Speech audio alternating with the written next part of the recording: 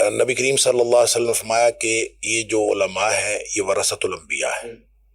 और नबी क्या करते थे, ये नबियों के वारिस है। नबियों का काम क्या होता था? नबियों का काम ये नहीं होता था कि वो मस्जिद का मिंबर संभालें और मुसल्ला संभालें और बस इतना नहीं। पूरे मुआशरे की मॉनिटरिंग, उसके ऊपर निगाह रखनी और मुआशरे की नब्ज पे हाथ रखना, ये उसका काम होता था। मुआशरे की जो गलतियां हैं उनकी निशानदेही करना, फिर उनकी इस्लाह का काम करना। तो नबी अकरम सल्लल्लाहु अलैहि वसल्लम ने फरमाया, आपने बनी इसराइल के अंबिया की बात आपने जब फरमाई तो आपने फरमाया कानत बनो इसराइल तसूसुहुल अंबिया, उनके अंबिया सियासत करते थे। सियासत का मतलब है, सासा यसूसु का मतलब होता है मॉनिटरिंग करना, मुआशरे पे निगाह रखना और गलतियों की निशानदेही भी करना, फिर इस्लाह का काम भी करना। ये अंबिया करते थे। और जब एक नबी चला जाता था फिर उसके बाद दूसरा नबी आ जाता था। लेकिन आपने फरमाया वलाकिन ला नबी अबादी, मेरे बाद नबी कोई नहीं है। अब बाद क्या होगा? खुलफा होंगे। फिर दूसरी हदीस में फरमाया कि इन्नल उलमा वरसतुल अंबिया, अंबिया के वारिस जो है वो उलमा है। अब उलमा को करना क्या चाहिए था? उलमा का काम तो वही है। अब देखें, सिर्फ इतनी बात नहीं है कि आप आपको हफ्ता में खतीब को जो है वो ऑडियंस मुयस्सर आ जाती है। और वाकई जो डॉक्टर साहब कह रहे थे ना कि जितनी पिन ड्रॉप साइलेंस के साथ, बिल्कुल खामोशी से आधा घंटा मिलता है कम से कम, जितनी मुतवज्जे ऑडियंस खतीब को मिलती है हर 8वें दिन, इतनी शायद किसी को मुयस्सर नहीं आती। जो चंद असातिज़ा होंगे जो अपनी पेशे के साथ और अपने काम के साथ डेडिकेटेड हैं कॉलेजेस स्कूल्स के अंदर, उनको भी मिलती है। लेकिन ये बहरहाल एक बड़ी, इसके अंदर अकीदत का पहलू भी होता है और वो एक शरीयत के हवाले से भी सख्तियां मौजूद हैं। अच्छा, अब जो है वो रोल क्यों नहीं प्ले कर रहे?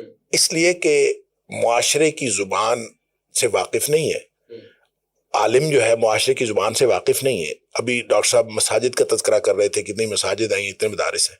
देखें, एक अंदाजे के मुताबिक पाकिस्तान में हर साल फारिग तहसील होने वालों की तादाद जो है तमाम मकातब फ़िक्र की, वो 60,000 के करीब है। तमाम मकातब 60,000 के करीब। हो सकता है अंदाजा सही हो या कम ज्यादा हो, लेकिन आप अंदाजा करें 60,000 ना हो तो चले 50,000 कर लें। 50-60 हजार उलमा जिस मुआशरे के अंदर हर साल मुआशरे में इंडक्ट हो रहे हो, वहां तो इनकलाब आ जाना चाहिए।